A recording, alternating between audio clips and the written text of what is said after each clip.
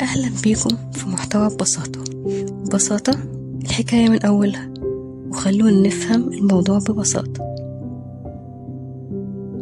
تخيلوا معايا إن في خريطة كبيرة للشرق الأوسط محطوطة على ترابيزة، وحوالين الترابيزة قاعدين دبلوماسيين أوروبيين بيمسكوا أقلام وبيخططوا خطوط من غير ما يشوفوا شعوب ولا تاريخ ولا دين ولا لغة.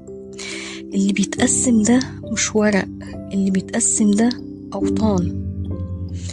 النهاردة هنتكلم عن اتفاقية سايكس-بيكو، الاتفاقية اللي رسمت شكل الشرق الأوسط الحديث وزرعت أزمات لسه عايشينها لحد النهاردة. عشان نفهم الاتفاقية لازم نرجع شوية لورا.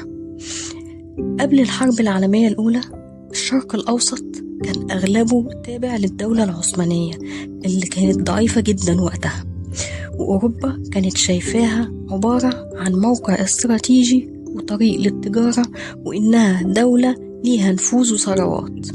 وفي نفس الوقت بريطانيا وفرنسا كانوا بيفكروا لو الدولة العثمانية وقعت نعمل إيه في أراضيها.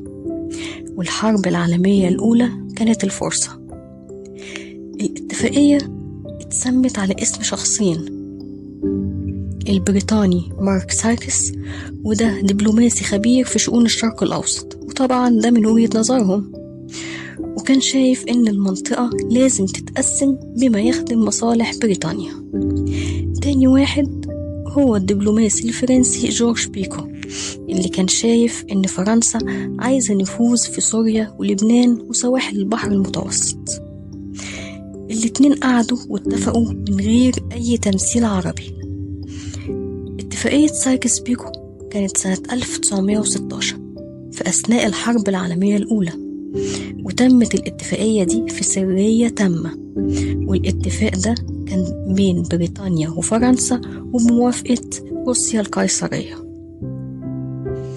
الفكرة الأساسية من الاتفاقية هي كانت تقسيم المشرق العربي لمناطق نفوذ، والتقسيم ده كان عبارة عن مناطق فرنسية مباشرة، ودي كانت بتتمثل في سوريا ولبنان، مناطق بريطانية مباشرة، ودي بتتمثل في العراق وفلسطين والأردن، ومناطق نفوذ غير مباشر، وديت كانت عبارة عن دول شكلها مستقل لكن القرار الحقيقي كان في إيد الأوروبيين.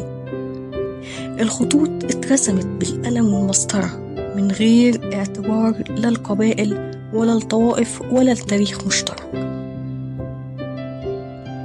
في نفس الوقت اللي بريطانيا كانت بتتفق فيه مع فرنسا في السر، كانت كمان بتراسل الشريف حسين بن علي اللي كان وقتها شريف مكة وأمير الحجاز، وبتوعده بدولة عربية مستقلة مقابل الثورة ضد العثمانيين، يعني وعود للعرب بالاستقلال واتفاقات سرية لتقسيم الأرض.